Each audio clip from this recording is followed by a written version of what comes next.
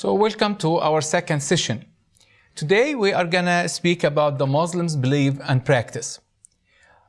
Islam gave an ideology and a way of believing system and practicing for Muslims who are following the religion of Islam.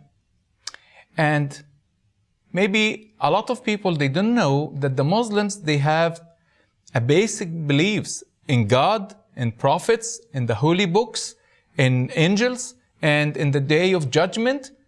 And also they have what we call the 5 pillars of Islam, which every Muslim is required to practice these 5 pillars, as we will see in this session, which some of the scholars now, they add one more pillar, which is the jihad or the holy war. But in most of the scholars, they have at least agreed that there are 5 pillars. Every Muslim all over the world, it doesn't matter if he's from Middle East or from Asia or from anywhere, he has to practice these 5 pillars of Islam. But now I want to start with you about the Muslims' belief and practice. They believe in Allah, they believe in the prophets, as from Adam till Muhammad. They believe in the holy books, starting from the Old Testament or the New Testament or the Quran. But before we do this, let us stop for a while to see the influence on Muhammad's life. Muhammad, the one who started the religion of Islam, and he born in Arabia, in like Saudi Arabia today, and he born in the year 570 after Christ. So it's like almost 600 years after Christ. When he was 40 years old, he got his first revelation, or the first visit by the angel to allow him or to tell him that he's going to be the prophet of the Arabs. And it took him 3 years, from 610 to 613, to be prepared for his first preaching. So the first preaching, he started preaching to his people around him that he became the prophet, and God chose him, or Allah chose him to be the prophet. This was around 613 after Christ. But of course, he faced a lot of opposition, and people didn't believe him, and they persecuted him, and they persecuted all those who followed him. So they start having like what we call the first persecution, or open persecution against him, which he has to immigrate, which we call it the immigration, from Mecca to another city called Al-Medina. And when he traveled to Al-Medina, he became very strong. Islam started growing. A lot of people accepted Islam, and he formed what we call the first Islamic army, the first Islamic military army. And when he became strong, they start calling him the Lord of Al-Medina, or Sid Al-Medina, Sayyid Al-Medina. So when he became in Al-Medina and he became very strong, he back in year 630 after Christ to conquest Mecca. And he came and he took over Mecca, his original city, and forced people, or most of the people there became Muslims, and Islam started dominating this area. 2 years later, he died, and he died around 62 years old. So he became the role model of Muslims, and the way he conquered Mecca and killed those who are against him became the model for Islam to conquest other areas, like as we will see in the history, how they came to Egypt, they came to North Africa, even went to Spain. And the same way, even today, when you see how ISIS, the people of ISIS in Iraq and Syria, killing and slaughtering people and take their heads and celebrating when they cut the head of people, this is exactly the same where used Prophet Muhammad at that time to do to his enemy. If you see the map, you will see in Arabia at that time, underneath of Jerusalem and Damascus and upper of Yemen, you will find these 2 cities, Mecca, where he started, and then Al-Medina, which when he immigrated to Al-Medina, and he was escaped from Mecca with some of his followers, and then when he arrived to Al-Medina, he started to build the army of Islam, which he came back and conquest Mecca. Of course, he was working for his wife. Before that, he was working with his wife, and she was very wealthy woman, and her name was Khadija. And when they married, Khadija was 40 years old. Prophet Muhammad was 25, and he was working for her and working in the trade business. So he used to take some of the goods from Mecca or from Arabia back down to Yemen, and from Yemen back to Mecca and to Arabia. And in this way, in his journeys to down to Yemen or back to Mecca, he used to spend the nights in the monasteries, because there was the only safest place for people to spend the night. So and if you know this in back of your mind, that he was spending the nights in monasteries, he heard a lot of the biblical stories, like when the monks were used to pray and teach. So he heard a lot of stories, and of course a lot of stories in the Quran. It's basically taken from the Old Testament and the New Testament. Of course, because of the travel, he mixed a lot of the stories, as we will see later on, but mainly a lot of the stories he heard from the monasteries, from the monks in the monasteries, he used to carry in his trips. And when he announced Islam, and when he started preaching Islam, and when he started preaching that the angel came to him and give him some, what we call him ayah or surah or verses of the Quran, you will see a lot of stories about Moses, about a lot of the prophets of the Old Testament, and also about Christ, and you can understand that he got these stories from the monasteries. Now, let us go to see the 6 pillars of Islam, which mainly, as I told you, it's 5 pillars. This is all the Muslim scholars and all the scholars of the world, and some people added the number 6, which is the jihad. So as we will see today, the first and the most important pillar of Islam is the Shahada, or the declaration of faith. And we will see this, how this is important. By declaring Islam, or by declaring that there is no God but Allah and Muhammad is the messenger of Allah, you became a Muslim. You become a Muslim just by declaring this, by saying the Shahada. And this is for Muslims as the most important thing, as we will see. And then the Salat, which is the prayer. And we will see how the Muslim pray, how many times do they pray every day. And then the Zakat was the almsgiving, and the like giving a donation or the tithes. How Islam organized that every Muslim should pay the Zakat. And then the Sawm, which is the fasting, like fasting Ramadan, the holy month of Ramadan, and every Muslim required to fast Ramadan, except if you are sick or pregnant or something like this. And then the 5th pillar is the Hajj, which is the pilgrimage to Mecca.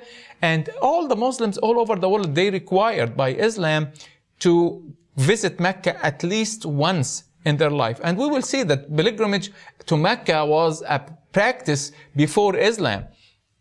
But at that time, the Kaaba, the cube, used to have 365 statues of different gods. And when Muhammad conquered Mecca, he destroyed all these statues, and he said this cube built by Abraham to worship Allah, or to worship the only one God. And he required the people, because they used to pilgrim to Mecca, and it was a source of income to the people there. So he required all Muslims all over the world to come at least once in their lives to visit Mecca for pilgrimage. And of course, the last one, or the 6th one, which is they added by newest scholars, is the jihad, which is the holy war, as I told you in the last session, the holy war, and especially the holy war against the West, or against the people who are enemy of Islam.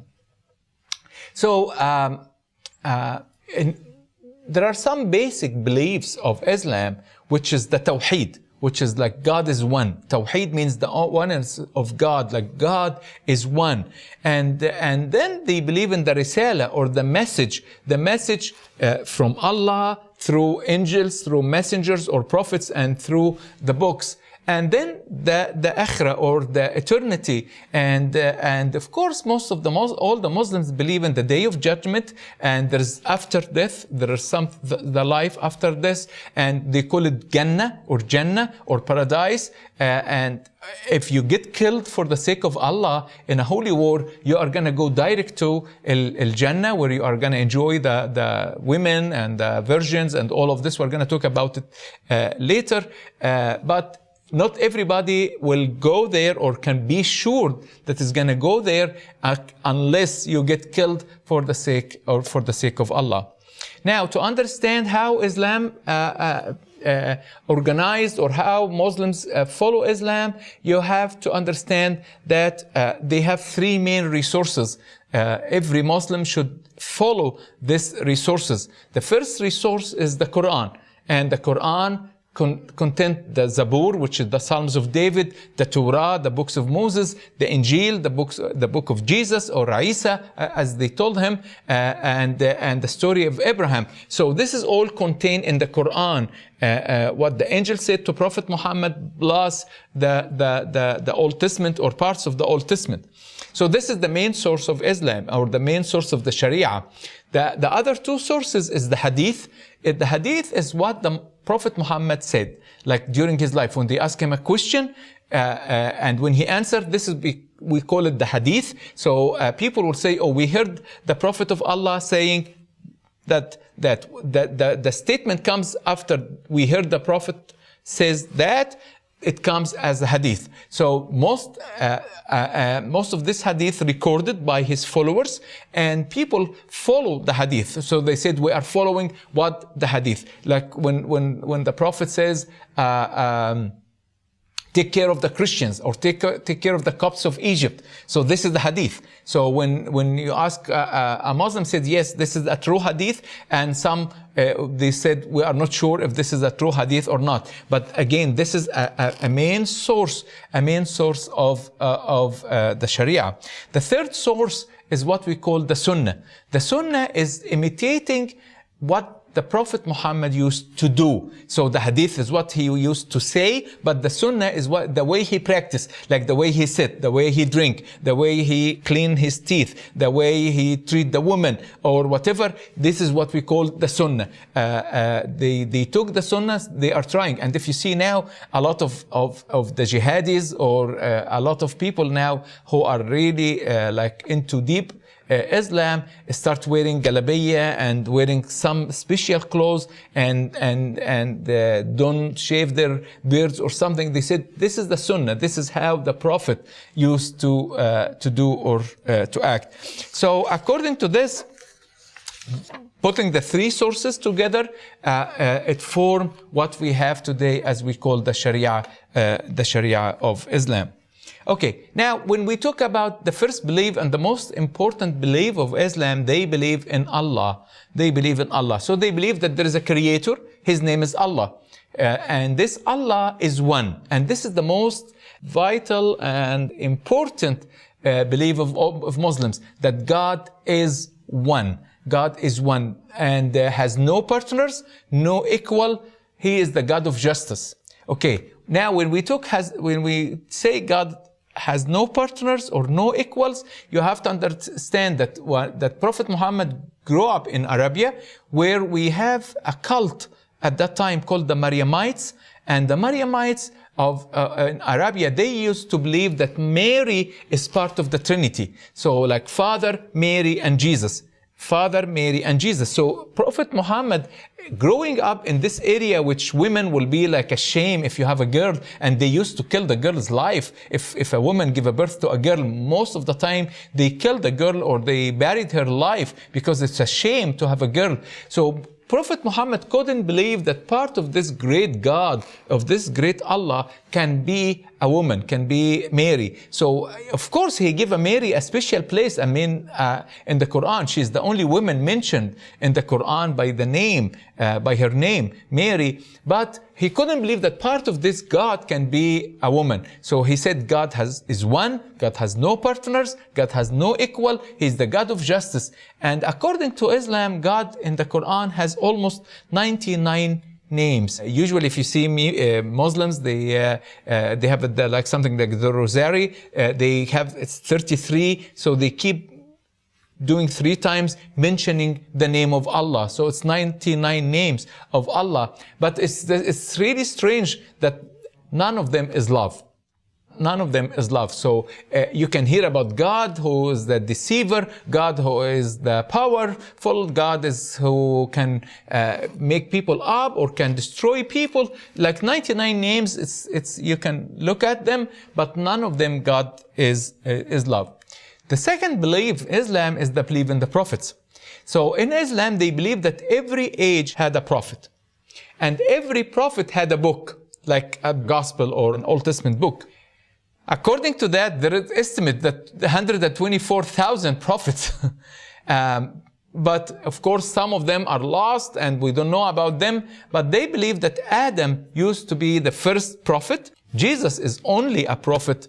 Muhammad, of course, he is the seal of the prophet and the greatest of all prophets. So they believe in the prophet, they believe in Jesus, but as a prophet. They believe in Adam as a prophet. They believe in Moses, in Abraham, in Isaac, in Jonah, in some of these famous prophets. It's mentioned in the Quran as a prophet, and Jesus is one of them. But they believe that Muhammad came to be the last and the greatest of all prophets. Now, they also believe in the holy books. And as I told you, they believe that every prophet had books, but all books are lost except 3. So we have the Torah, which is the law of Moses. We have the Zabur, which is the Psalms of David. And we have the Injil, which is the Gospel of Isa or Jesus. Of course, they don't understand the 4 Gospels like Matthew, Mark, Luke, and John. They believe that Jesus or Isa used to have one Injil, and they call it the Injil or the Gospel of Jesus or the Injil of Isa. Of course, they believe that the Quran is the last holy book, but when you understand Islam, you will see that they believe that each holy book confirmed the one before it. Like the Gospel came to confirm the Old Testament, and the Quran came to confirm the Gospel and the Old Testament. So they believe that every book, each holy book, confirms the ones before it. Of course, now when we talk, okay, so the Gospel of Jesus speak about Jesus, Son of God, or Jesus is God. They said, no, the Bible is corrupted, and you corrupted the Injil of Isa. And instead of one Injil for Isa, you have 4 Gospels of Matthew and Mark and Luke. And a lot of Christians, they don't know how to answer this, which I will try to help you in one of the sessions, how to answer the Muslims claiming that the Bible was corrupted. One of the problems in the Quran, which we call it the problem of abrogation, the problem of the abrogation that they have 225 verses of the Quran have been abrogated. What do we mean by that? Like in the beginning, Prophet Muhammad, when he was weak, when he was in Mecca, he said, God says so and so. But when he immigrated to Al-Madinah and he became strong, he starts saying something different. So when the Muslims said, okay, but this is different, this is opposite of what you said a few months ago or years ago when you were in Mecca, he said, okay, when God gives me something new, it takes the place of the old ones. So which we call it the abrogation, which is God deleted some verses and put a new verses instead, different to the situation has been different. So this is the beliefs in the Holy Bibles. Also, Muslims believe in the angels. And according to Islam, Muslims believe that some angels are good, like Angel Michael for the Jews, Gabriel for Muhammad, for the Muslims. But most of angels are bad. Either they are jinni or satanic or Satan, like Iblis or Satan. So most of the angels are bad because disobeyed God. But some angels are good.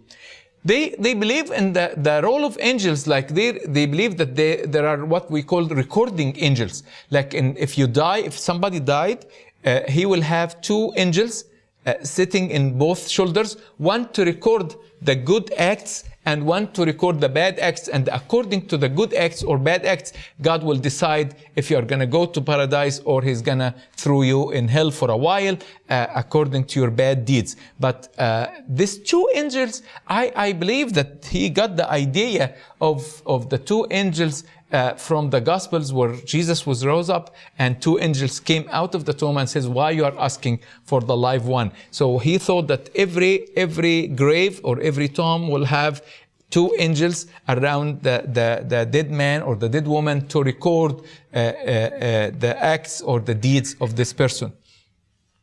Okay, now one of the most important things I want you to know, that why Satan became Satan. Satan was an angel according to Quran too, but he disobeyed God. Why he disobeyed God? Because the story said that God told Satan to worship Adam, and Satan refused. Satan said, no, I cannot worship the one who is gonna reject you in the future. So it seems like Satan had knowledge more than God or more than Allah. So Satan refused to worship Adam or to bow to Adam or to kneel in front of Adam. So God became angry and God threw him out, and then the angel became Satan, and he became one of the rejected angels because he disobeyed God. Now, the last thing I want to share with you about the beliefs, they believe in the day of judgment. And when we talk about the day of judgment, they believe that everybody one day is going to stand in front of Allah and to pay whatever he did bad or good. And they believe in Islam that salvation is by works.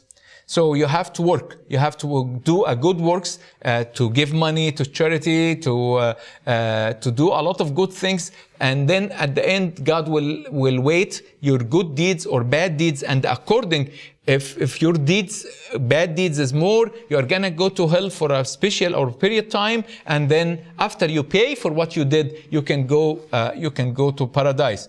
Of course, paradise in Islam, and we're going to talk about this later more, but paradise in Islam is more materialistic. It's not like in Christianity that you're going to be with God and see all the saints who went before us, and we'll be singing and we'll do this. No, paradise in Islam, it has black-eyed virgins. So if you get killed for the sake of Allah, you're going to go to paradise. God will give you 72 women created by Allah, and they are all virgin, and they will be virgins all the time, even when you sleep with them many times, but every time you go back to them, you will find them virgins.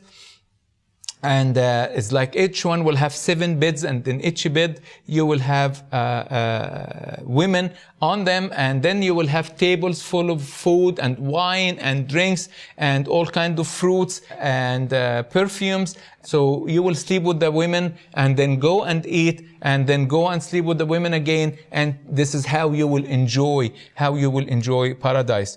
And the only way you can, as I said, you can be sure that you can enjoy this paradise is to get killed in the war, in the holy war. So a lot of people, especially a lot of young generation who cannot see any future for them in this earth because of the economic situation they live in or the countries they live in.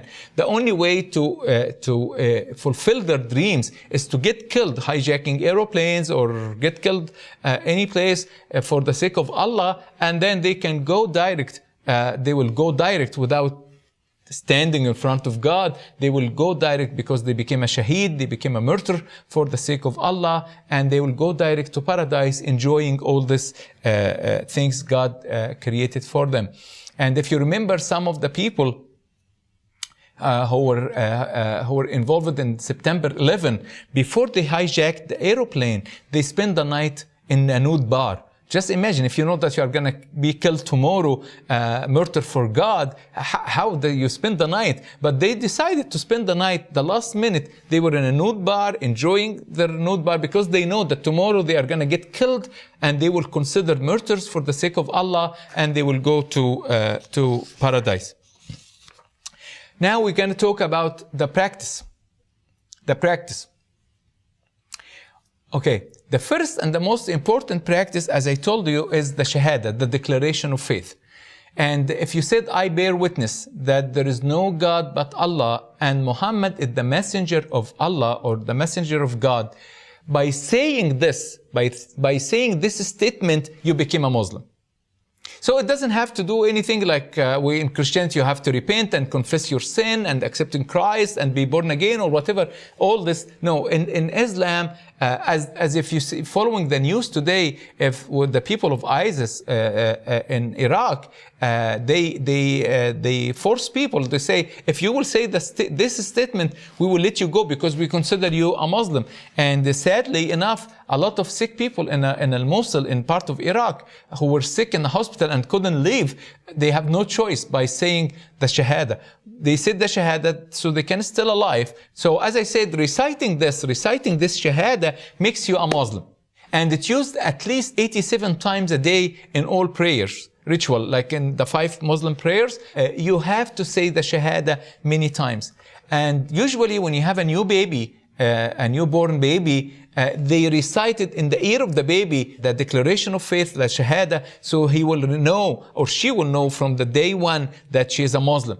And also, if you have a dying person, they have to recite this, so this will be the last thing he will remember before he meet Allah, that he said the declaration of faith. And by the way, if you are traveling anywhere, and if 2 people will hear you saying this Shahada, it makes you a Muslim. So even if you said that I'm just saying it, no. If you said this and 2 Muslim people, they heard you saying this, according to these 2 witnesses, you became a Muslim. So please be careful, even when you recite this or when you mention this, that reciting this statement, it makes you a Muslim. And then one of the second practice or the second pillar of Islam is the Salat, the prayer. It's what we call ritualistic prayers. It's 5 times a day. And it's almost like what the Jews used to do in their prayers. So they have dawn, noon, mid-afternoon, sunset, and 9 times. So people will wake up at like early in the morning, maybe 4 o'clock in the morning for their first prayer, and then noon, and then mid-afternoon, and sunset time, and the night time. We call it Salat al-Isha, or like the last one before people go to sleep. And it's 5 times a day, and everybody required to pray this 5 times a day. It's a ritual prayer because prayer. It's had some you stand up and then you kneel and then you put your head on the floor and then you stand up again, and every time, every movement, it has some verses from the Quran you have to say, and by doing this, like you said, I paid my duty. I prayed as you want me to pray. Now, usually in most of the Arab countries and the Muslim countries, you will hear the Imam or what we call the Mu'adhin, the leader of the mosque. He will go in the minaret and start calling people for prayers. And it has a special music. The way he say it is like calling people to come and says, now it's the time for you to come to the mosque for prayer. Now, before you go to pray, you have to be washed. You have to be washed.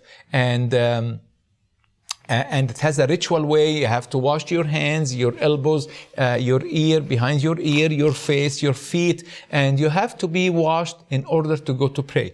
So, and this is very important, that Islam wants you to be pure from outside. It's mainly from outside. They have to be washed. So in order you are now going to meet God. Again, it's the same idea you have in the Jews prayer, that you have to go and you have to be washed.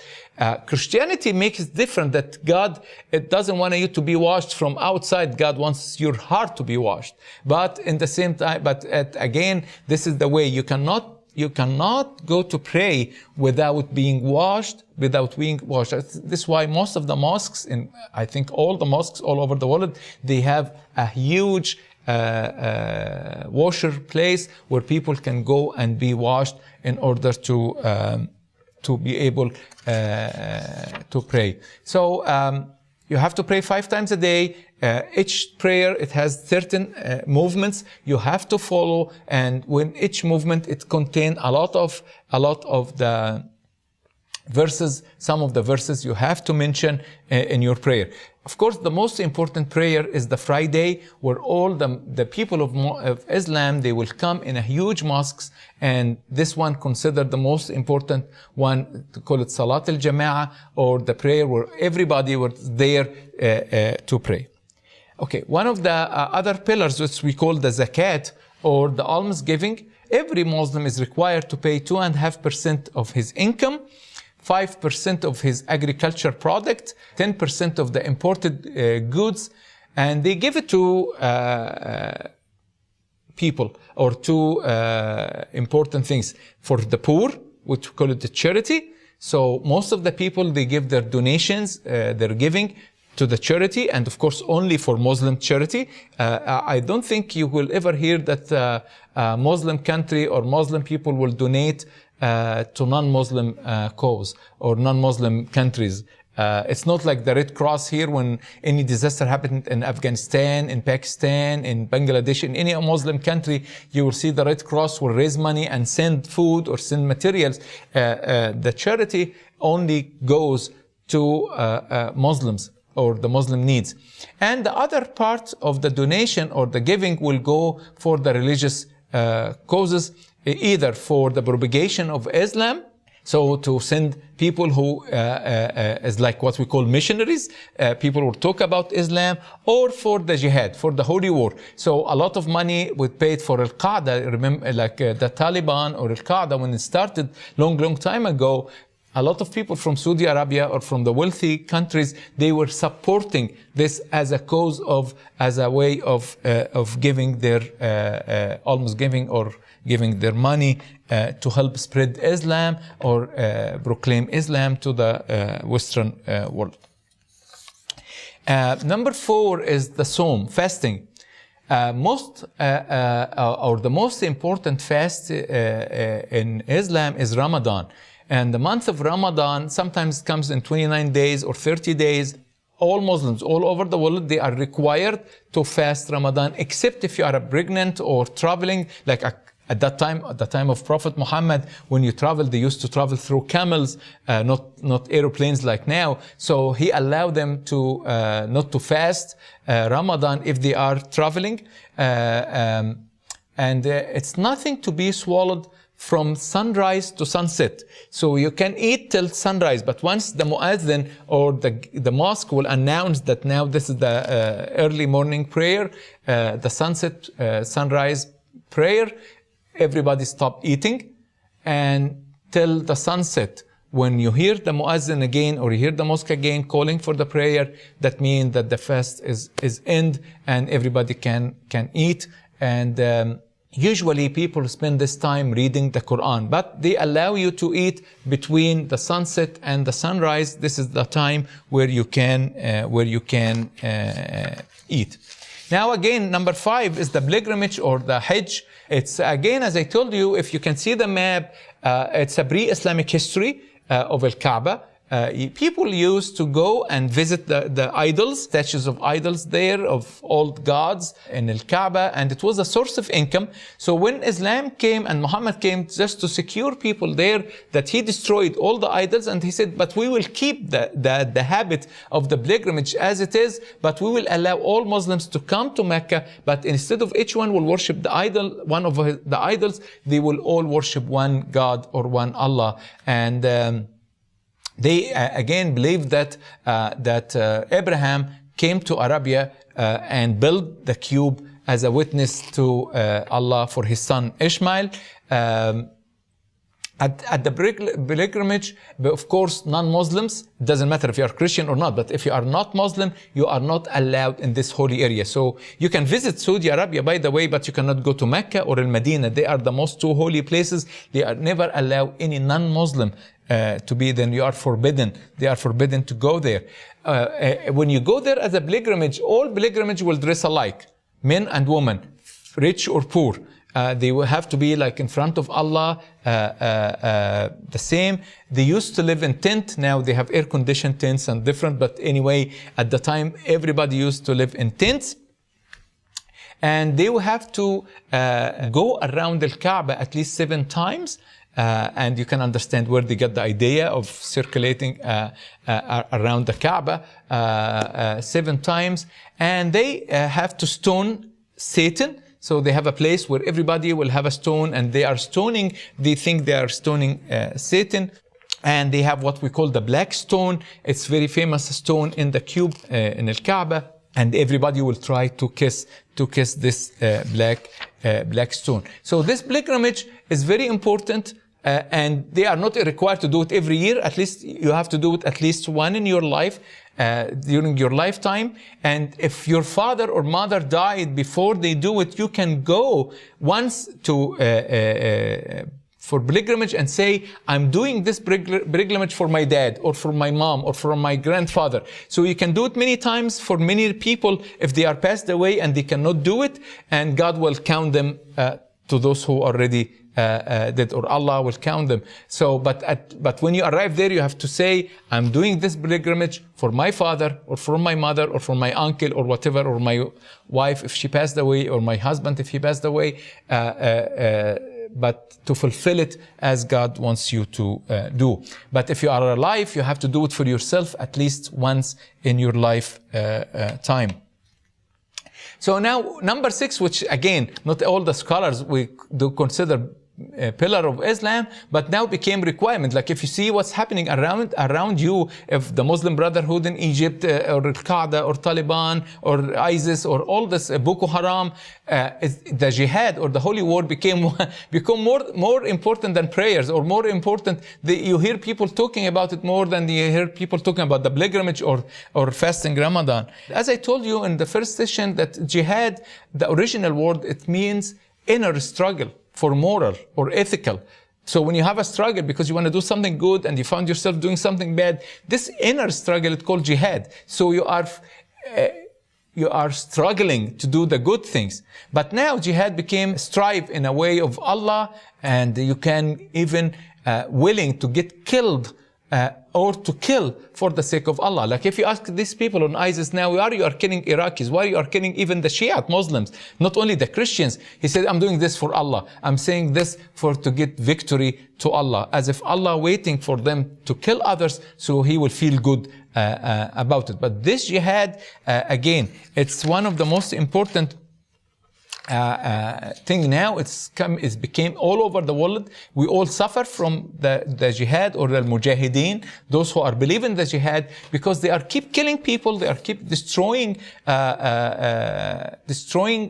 countries, churches, destroying everything in the sake of Allah, and they are happily willing to get killed, because once they get killed, they will have the title martyr or shaheed, and then they can go to paradise and enjoy everything God promised them or Allah promised them.